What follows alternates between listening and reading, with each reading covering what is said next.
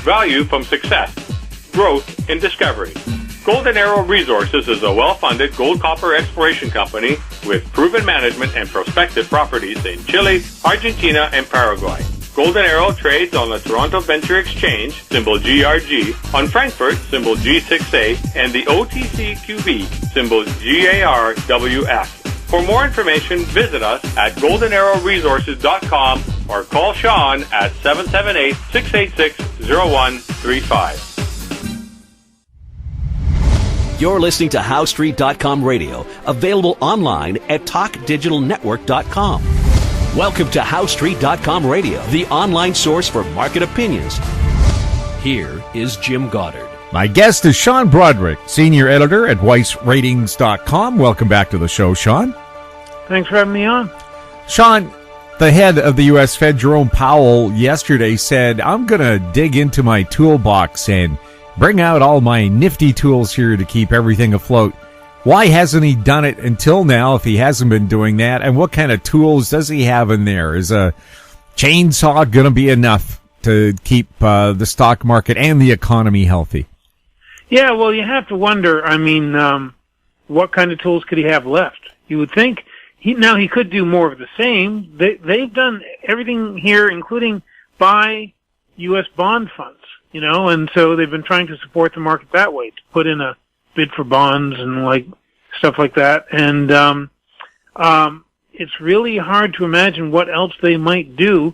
Really, they need action from the U.S. Congress, but there's a deadlock between the House of Representatives, which is controlled by the Democrats, and the Senate, which is controlled by the Republicans.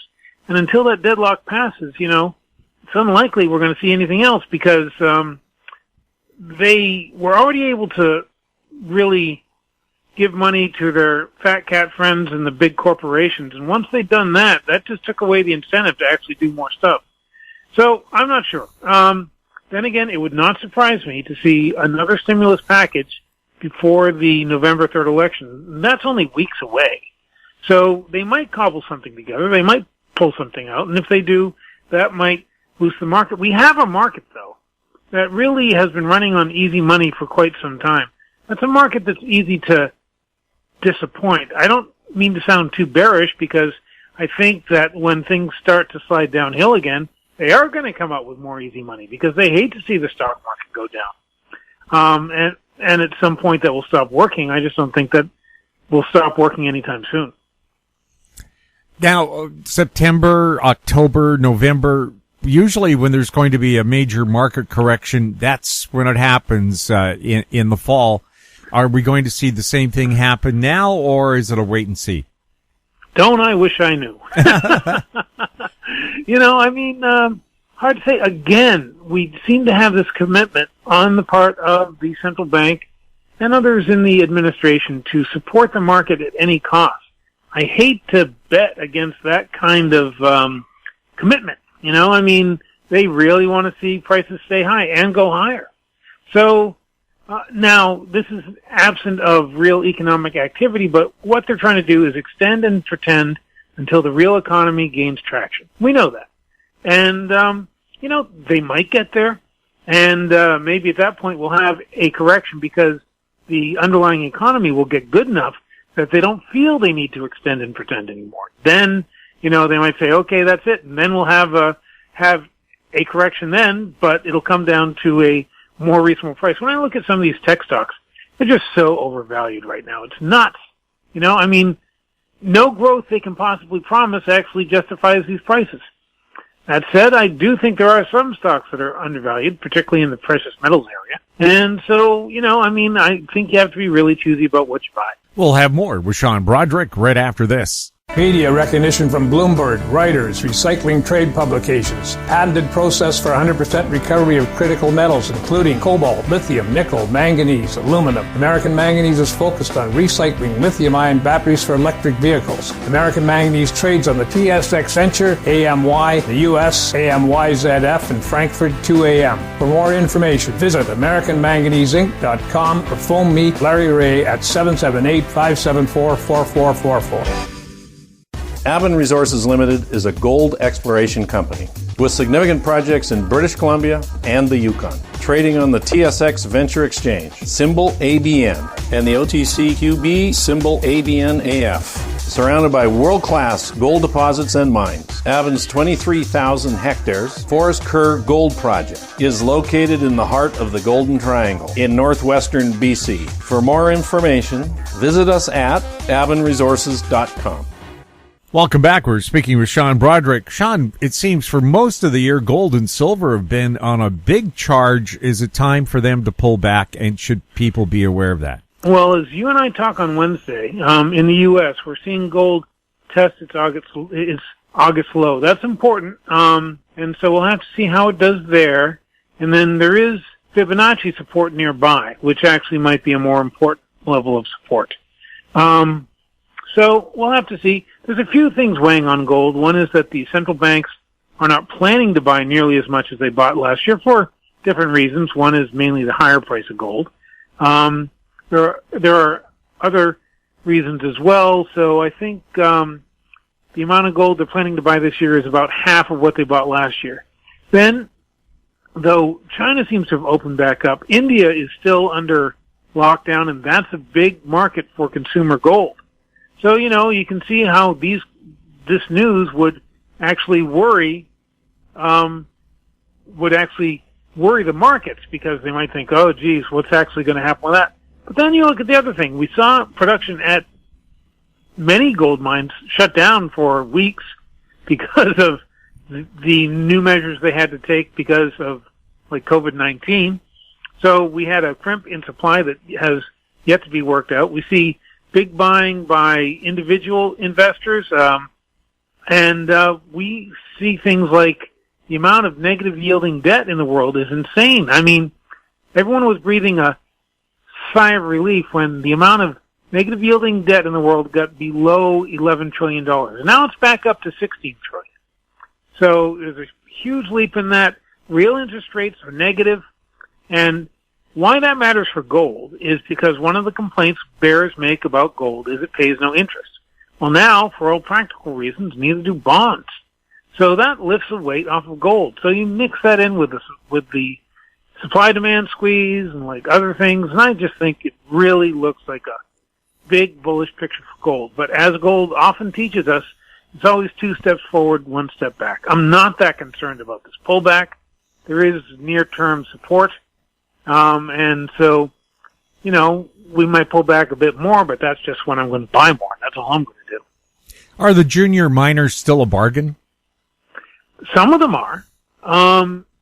You have to be selective. And again, a pullback like this can really take the air out of things, so then they do become bargains again. Some got overbought. That's absolutely true. And there were some that I wasn't willing to chase. But, there are still bargains out there because most people that invest from Main Street to Wall Street still haven't clued in to the potential for gold. So, yeah, I think there's some tremendous upside surprises for many of these stocks. Yeah, I remember it wasn't that long ago that people were describing gold as pretty paperweights. Yeah. And, of course, people would say that where the central banks were buying it hand over fist. So, we are seeing financial shenanigans from all the governments of the world at this point. It's a extend and pretend economy at this point. And at some point, there will be a reckoning. When that reckoning comes, you'll want to own gold. In the meantime, those miners that are leveraged to the price of gold can do extraordinarily well, because gold will keep zigzagging its way higher. And if they're leveraged to the underlying metal, they can turn out a very nice profit indeed. We'll have more with Sean Brodrick right after this. Engineer Gold Mines is focused on the exploration and development of the historic high-grade Engineer Gold Mine situated 32 kilometers southwest of Atlan, British Columbia. Engineer Gold Mines is fully permitted for surface and underground exploration with the drill program now underway. Engineer Gold Mines Limited trades on the TSX Venture Exchange, symbol EAU. For more information, please visit us at engineergoldmines.com. Don't miss out. Stay informed. Receive the HowStreet.com weekly recap with thought-provoking podcasts, radio, and articles delivered to your inbox. Sign up for the HowStreet.com weekly recap on our homepage at HowStreet.com. Welcome back. We're speaking with Sean Brodrick. Will someone say that they're going to legalize marijuana federally in the U.S. election? Well, they had the chance and they passed on it. Trump definitely is not going to, for I can't imagine why. That might be in a election winner for him.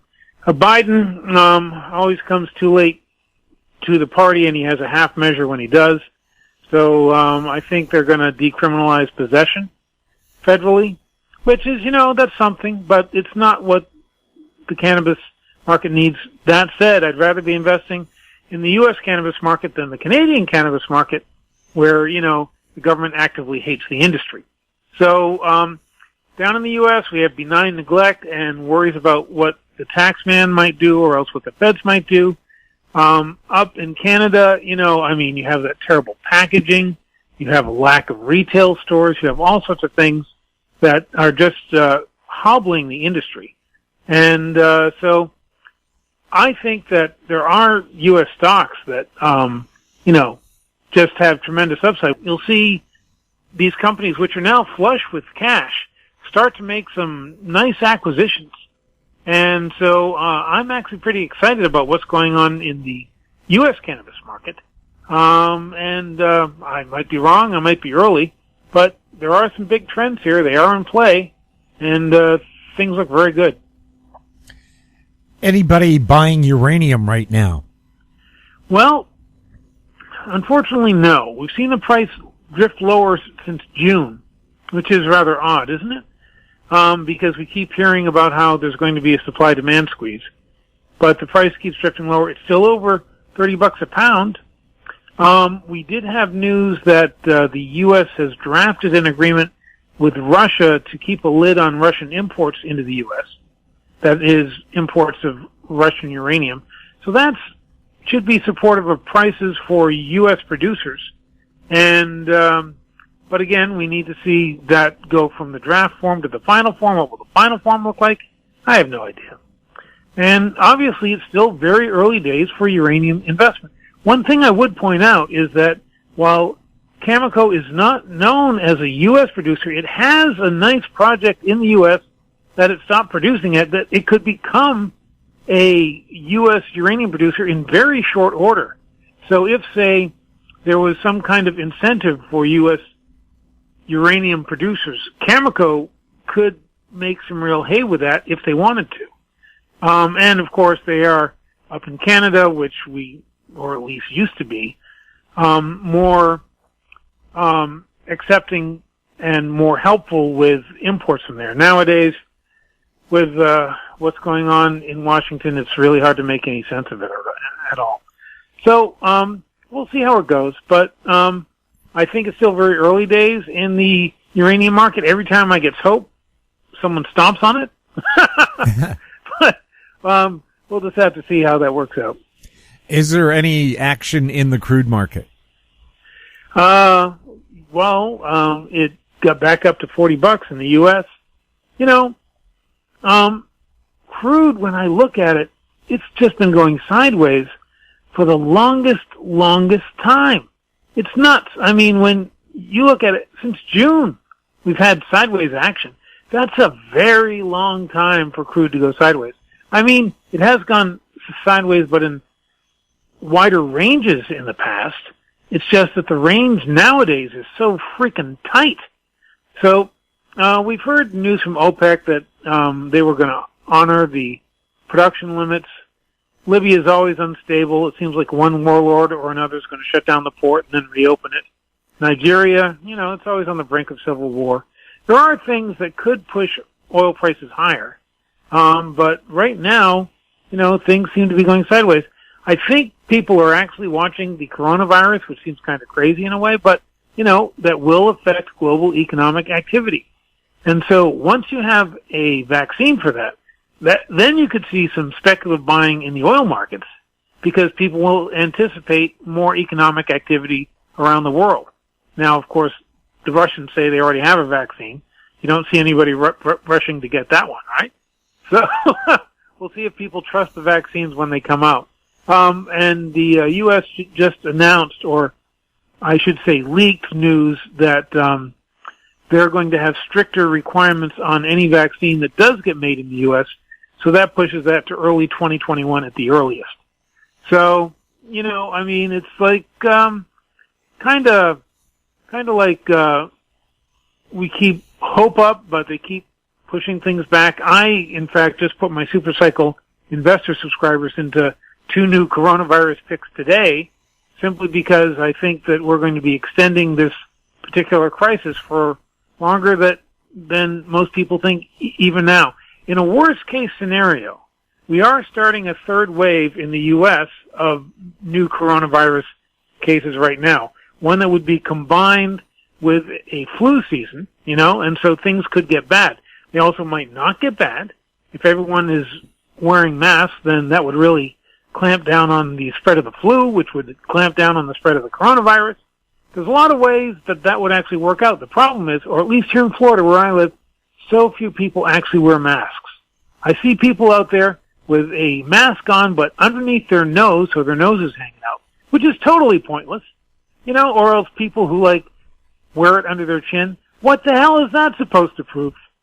Is it supposed to prove that you're too stupid to know how to wear a mask? Maybe that's the point. I don't know. So, I don't hold out much hope for that. And I know that things like universities are potentially breeding grounds for the virus. Some schools have controlled things pretty well. Others are just having super spreader events. So it's really kind of a mixed bag. We'll have to see how flu season goes. It could be bad. And so that's one reason that I put people into some names that are leveraged to the coronavirus. Sean, thank you so much for chatting with us. Thanks. It's always a good time. My guest has been Sean Brodrick, senior editor at WeissRatings.com. And Sean, can you remind us of some of the other sites that you're involved with? Oh, sure. Well, Wealth-Wave is one that people should check out. And also, I would like to mention that I'll be speaking at the 2020 New Orleans Investment Conference. And so it's a virtual conference this year, so no trip to New Orleans for me, right? But it takes place in October. And so the great thing about it being a virtual conference is you don't have to attend in person either. You can just go there and see the speakers and stuff like that. So check out New Orleans Investment Conference. Google that. It's happening in October. It's always a great conference. They get some of the best speakers. And I'm not just saying that because I'm speaking there. They do have some of the best speakers, and they have some of the most interesting, really interesting companies as well. So check that out, too. My guest has been Sean Brodrick. If you have any questions for him, you can send them to info@HowStreet.com. Our YouTube channel is Talk Digital Network.